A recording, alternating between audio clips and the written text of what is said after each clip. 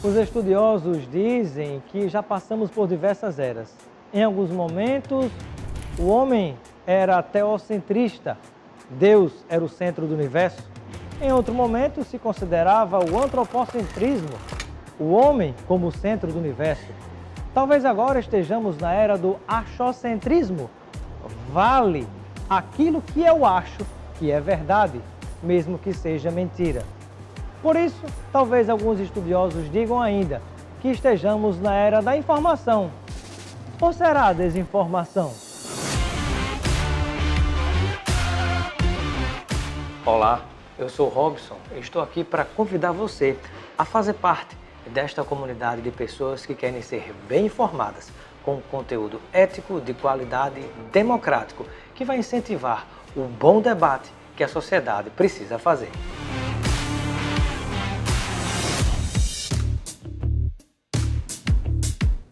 E se você quer conteúdo de qualidade, lembre-se de inscrever-se no nosso canal para ficar bem informado. Todo dia com notícia, comentário e opinião para que você esteja melhor instruído a discutir os temas que estão presentes no dia a dia da sociedade.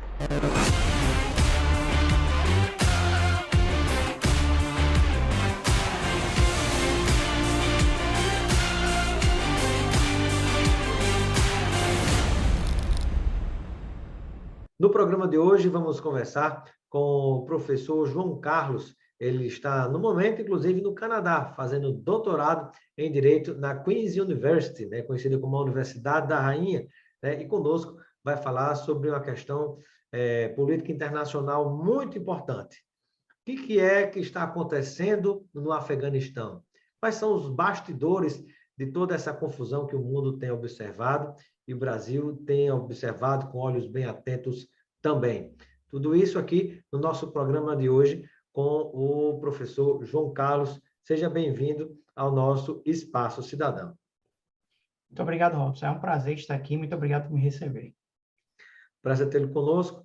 E eu inicio a nossa entrevista, professor, falando a respeito das origens, de todo esse problema que a gente observa quando pensamos especificamente no caso do Afeganistão.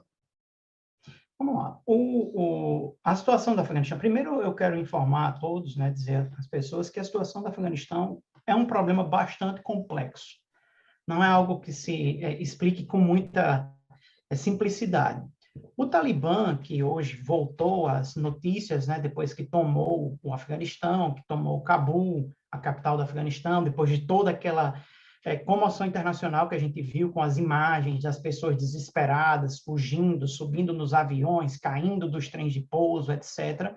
O Talibã é um movimento religioso e militar que surgiu no Afeganistão naquela transição da década de 70 para a década de 80, do século passado, 1970, 1980, quando o Afeganistão vivia aquela época sob influência e sob intervenção da União Soviética. União Soviética, que hoje não existe mais, mas que seria representado no contexto atual pela Rússia. Então, a União Soviética e os Estados Unidos, naquela década de 70 e 80, viviam ainda a Guerra Fria, os momentos finais da Guerra Fria. E o Afeganistão era um território que estava sob a área de influência soviética, sob a área de influência do comunismo. Naquele período, os Estados Unidos financiaram e auxiliaram vários movimentos de resistência ao domínio soviético. E boa parte desses movimentos, se não a sua totalidade desses movimentos, eram movimentos que tinham caracterizações religiosas dentro do islamismo. Ou seja, é uma região muçulmana, é uma região islâmica, é uma região em que os guerrilheiros eram chamados de mujahidin, que são como se fossem guerrilheiros ligados à religiosidade, e recebiam boa parte dos financiamentos, armamentos, etc., advindas dos Estados Unidos, da CIA, das suas agências para financiar e para dar apoio a esses movimentos contra a União Soviética e enfraquecer a União Soviética. Então, o Talibã é um desses movimentos que lutou contra a União Soviética, e quando a União Soviética perde a guerra, né, nos anos 80, e o Afeganistão entra num conflito interno duríssimo, né, porque se você for contar, o Afeganistão está em guerra constante há mais de 40 anos, né, porque a gente pensa nessa última guerra do Afeganistão entre Estados Unidos e Afeganistão foi em 2001, após o atentado de 11 de setembro, mas antes disso, o Afeganistão já estava em guerra contra a União Soviética, depois uma guerra interna para ver quem tomaria o poder. E em 1996, o Talibã, que era o mais poderoso desses movimentos, assumiu o poder. Né? Assumiu o poder. Naquele período, uma época em que a Ásia Central não representava grandes interesses para os Estados Unidos, uma vez que a União Soviética já havia sido derrotada, digamos assim. Então, o mundo vivia uma recomposição da sua ordem mundial. A China ainda não era essa potência que nós temos hoje. Então, os Estados Unidos viviam um momento de hegemonia e o Afeganistão ficou ali meio que esquecido em seus conflitos internos. O Talibã, como dentre todos esses grupos religiosos e militares, era o que tinha mais unidade, mais estrutura centralizada, embora existam divisões, mas a estrutura é mais forte. Então, o Talibã conseguiu assumir o poder em 1996. Assumiu o poder, e aí nós conhecemos, né, todas as imagens que já apareceu na mídia, relembrando o que aconteceu, formou um governo pautado numa interpretação fundamentalista do islamismo, da lei islâmica, um sistema em que as mulheres, por exemplo, tinham pouco ou nenhum direito, né, em que o controle da sociedade era extremamente forte, um governo que naquela época ficou muito conhecido por destruir patrimônios históricos, da época em que o Afeganistão teve influência do budismo, então eles destruíram estátuas milenares, construções milenares, e um período em que o Afeganistão vivia uma tragédia econômica, né? Uma consequência de todo o período de guerra e tragédia econômica. E virou, digamos assim, um local seguro para algumas das principais organizações terroristas. Né? Não que o Talibã, naquela época, nos anos 90, fosse considerado uma organização terrorista. Ainda não era, mas a Al-Qaeda, que todo mundo conhece por ter sido liderada por Osama Bin Laden, tinha no Afeganistão um dos seus locais de centros de treinamento, né? Um dos seus locais de preparação de futuros combatentes terroristas, etc. A Al-Qaeda, então, era um desses grupos concorrentes do Talibã? Não era. A Al-Qaeda era um grupo que foi principalmente liderado por sauditas. A gente tem que lembrar. Por isso que eu digo, é uma situação muito complexa. Uma coisa retroalimenta a outra. A Arábia Saudita financia e financiou vários movimentos fundamentalistas religiosos. O mais conhecido de todos esses movimentos fundamentalistas religiosos que recebeu apoio e financiamento da Arábia Saudita durante o tempo é o Estado Islâmico. Né? Então, a Al-Qaeda é uma organização que dava apoio ao Talibã, mas que recebia também apoio do Talibã, certo? Então, não é o Talibã. É importante que a gente tenha que lembrar isso. São organizações que têm relacionamentos políticos e religiosos. Então, isso é uma base importante que merece a gente destacar, que é a aliança, né? Essa receita perigosa de se misturar política, Estado, né? Com religião. Né? Isso aí, onde se mistura no mundo inteiro, temos muitos problemas, né? E assim, se bem que é uma questão que nós, no Brasil, eu estando aqui no Canadá, bem, o Ocidente, por ser um território que é filho, digamos assim, das estruturas políticas do iluminismo, viveu durante muito tempo esse afastamento da religião com a política, embora hoje existam discussões que apresentem essa aproximação. No caso do mundo islâmico, política e religião são faces da mesma moeda. É uma coisa só. Então, é muito difícil dissociar a religião e política no mundo islâmico, porque isso faz parte da estrutura identitária daquelas populações. São populações que entendem a política e a religião como algo que fazem parte da sua vida, mas como algo que não dá para se separar. Então, voltando aqui, para a gente terminar de fazer essa linha do tempo, que eu disse é bastante complicada, no final dos anos 90, a Al-Qaeda se fortalece, né, com o apoio do Talibã, e no início dos anos 2000, em 2001, a Al-Qaeda faz o grande atentado contra os Estados Unidos, que é o atentado de 11 de setembro, contra as Torres Gêmeas e o Pentágono. Depois fez outros atentados contra aliados dos Estados Unidos, o atentado contra o metrô de Madrid, o atentado contra o metrô de Londres, e outros atentados que aconteceram dentro do próprio Afeganistão, do Paquistão, etc., em outras regiões que davam suporte aos Estados Unidos.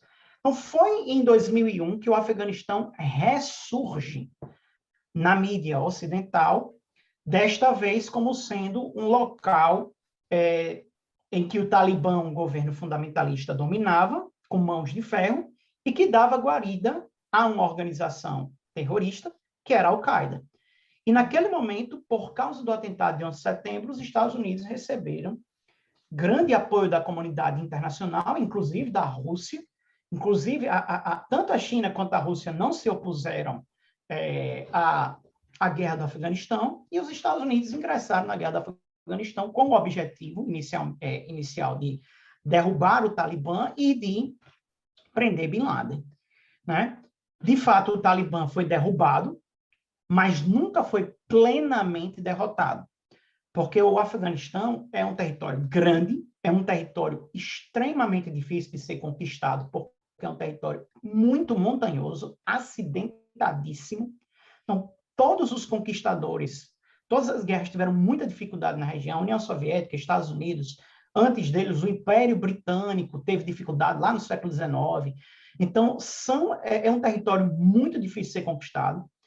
E mesmo o Talibã hoje enfrentará guerrilhas contrárias, não viverá uma tranquilidade militar. Então, os Estados Unidos vencem o Talibã, derrotam o Talibã no termo político, expulsam o Talibã das principais cidades, mas o Talibã vai para as franjas, né, das fronteiras, na região, na fronteira com o Paquistão, principalmente, vai para o interior, para fazer uma guerra de guerrilha, se recompor e lentamente tomar o poder.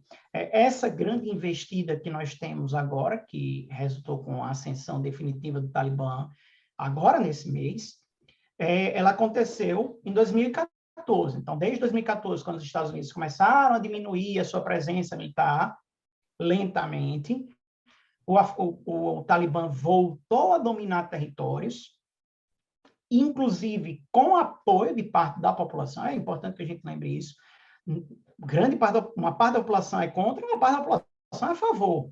A gente não tem 100%, isso é uma concepção que a gente acha. Mas toda a população do Afeganistão está contra o Talibã, e como é que essa população não reage? Existe muita gente que apoia aquele sistema, aquele governo.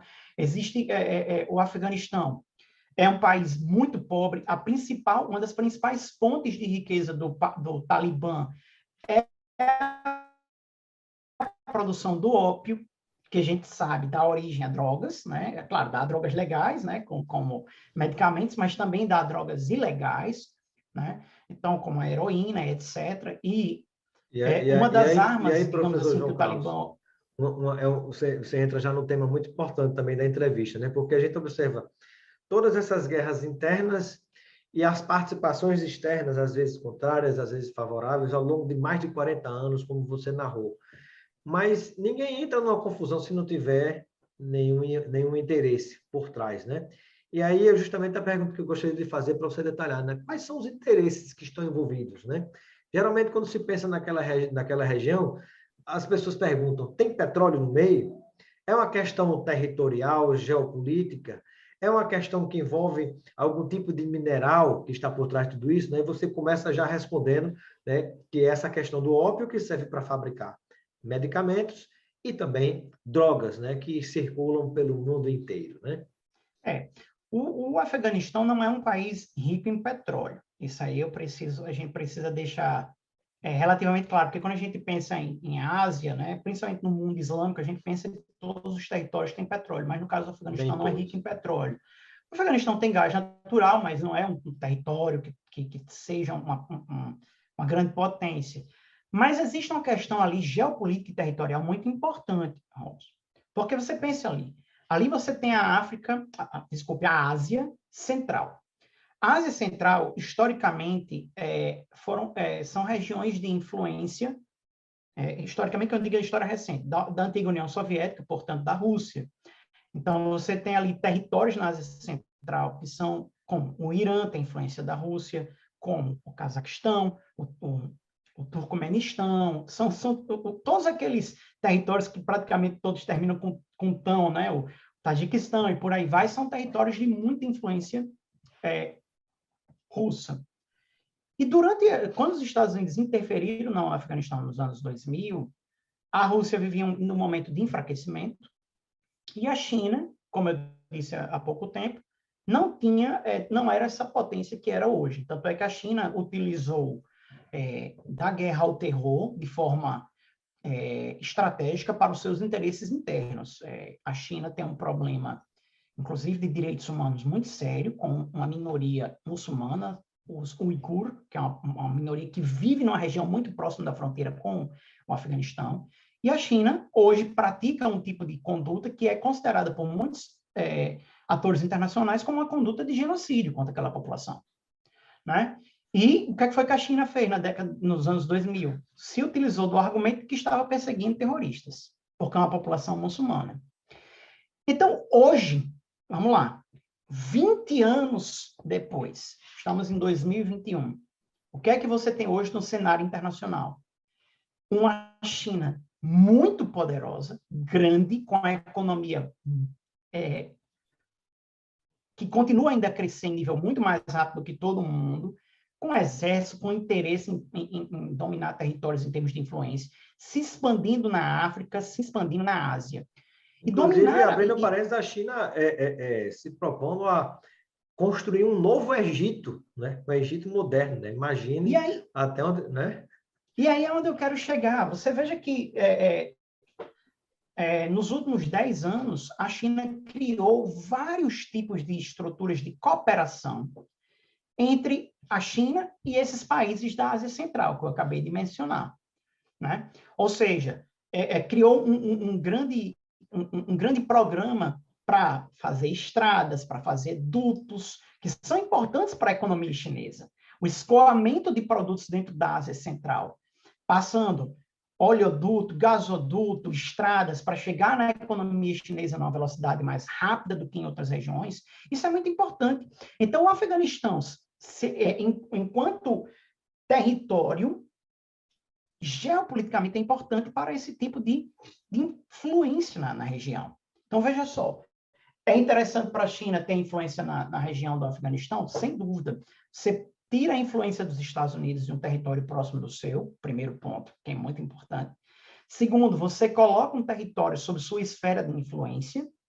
Terceiro, você passa a financiar as transformações que acontecem naquele território, então você passa a ter não apenas sobre influência política, mas a influência econômica sobre aquilo que vai ser produzido no território e também sobre aquilo que vai ser escoado, passado pelo território. Então, é importante para a China e é importante também para a Rússia. Então, são os dois países que a gente vê que tem interesse, né? No território. São canais onde vai se receber diversas, né, matérias-primas de várias partes do mundo, né?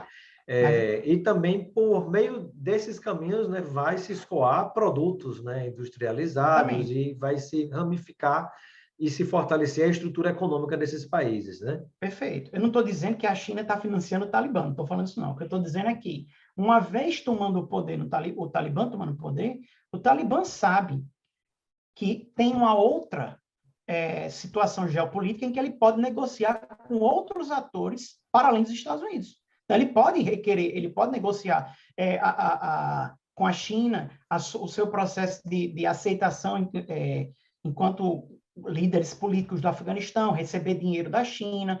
A China não está muito preocupada, a gente sabe muito bem, com violação a direitos humanos, etc., porque a China tem um regime que também não se preocupa com isso. A gente sabe que é o que acontece também na África, não está muito preocupada com questão de corrupção, etc.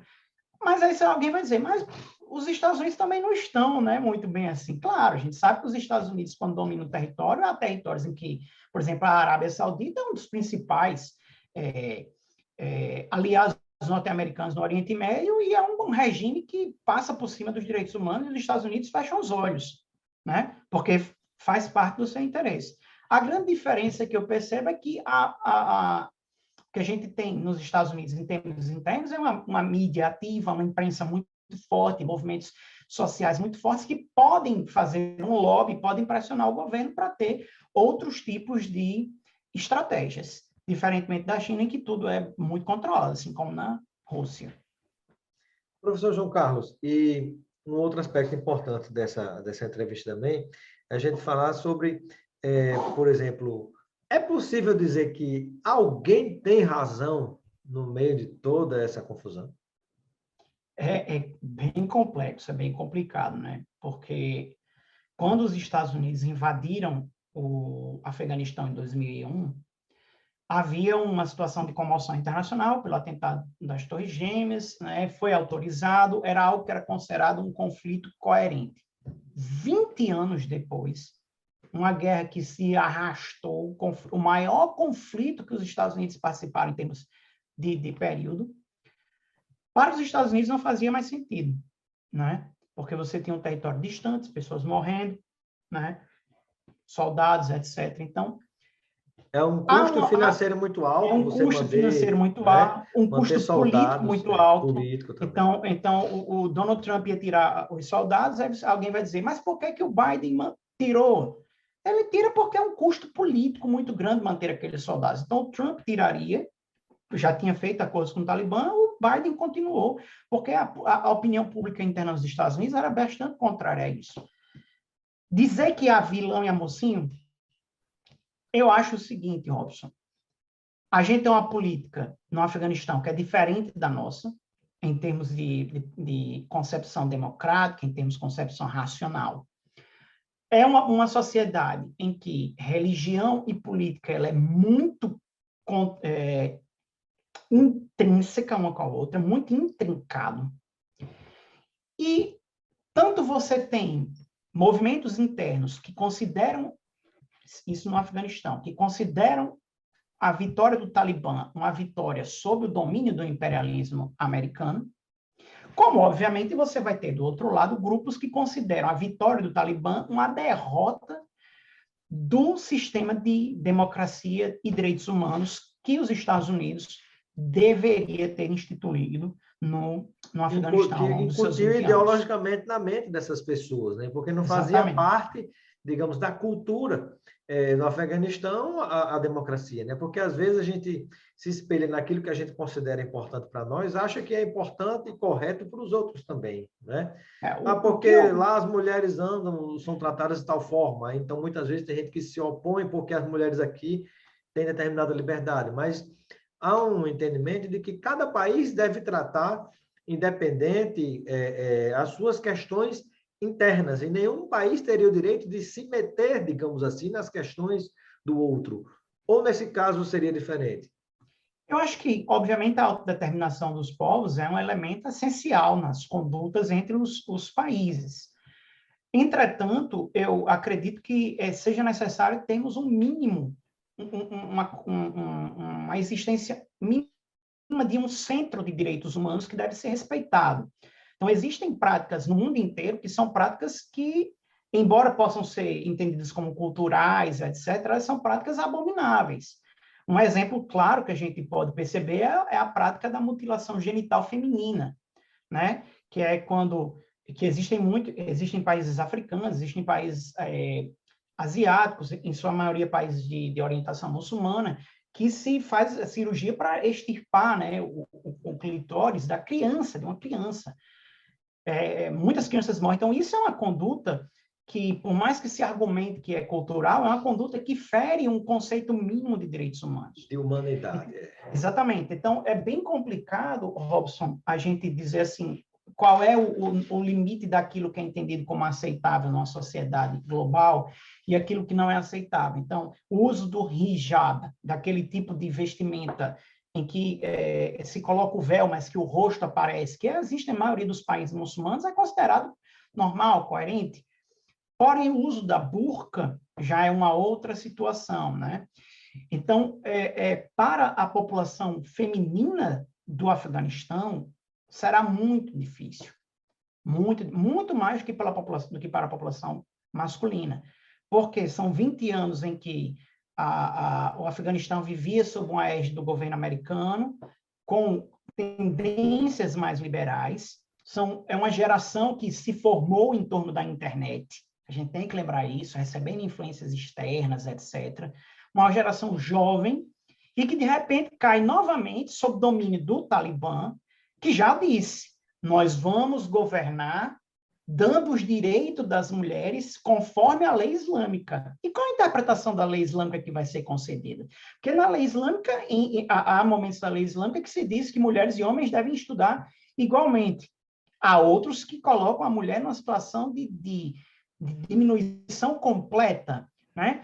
Se alguém me disser que o Brasil vai viver sob domínio da lei bíblica, sem brincadeira, eu rapidamente ficaria com medo. Por quê? Qual é a lei bíblica que vai ser interpretada? É a lei bíblica benevolente, né? Que entende que quem não pecou atira a primeira pedra, ou é a lei bíblica extremamente... E a lei bíblica de qual igreja? De qual? De qual interpretação? É a lei bíblica do Antigo Testamento? Então, é muito complicado a gente ter essa relação, porque, sem dúvida alguma, a população feminina viverá momentos muito difíceis, e já viveu assim, sob o domínio do Talibã nos anos 90, em outros momentos, é uma população que precisará resistirá de formas... sem dúvida resistirá, mas será muita dificuldade. Porque, assim, o Talibã assumiu prometendo moderação. Não precisou nem de 10 dias para mostrar que essa moderação é retórica, né? É retórica. Porque a gente sabe que já apareceram vários exemplos de pessoas que já foram mortas, né, porque apoiaram os Estados Unidos, porque prestaram serviço para as nações que estavam apoiando os Estados Unidos, como o Canadá, como a Grã-Bretanha, né, a Inglaterra, e por aí vai. Então, as mulheres, hoje, o que é que o Talibã está informando? Requerendo que as mulheres não saiam de casa para a proteção das próprias mulheres. A informação é: nós não treinamos os nossos soldados para lidar com as mulheres. Então, nós temos medo de que aconteça algo com elas. Fiquem em casa durante esse momento. Só que isso foi o que aconteceu nos anos 90. Nos anos 90, quando eles assumiram, a informação também foi a mesma.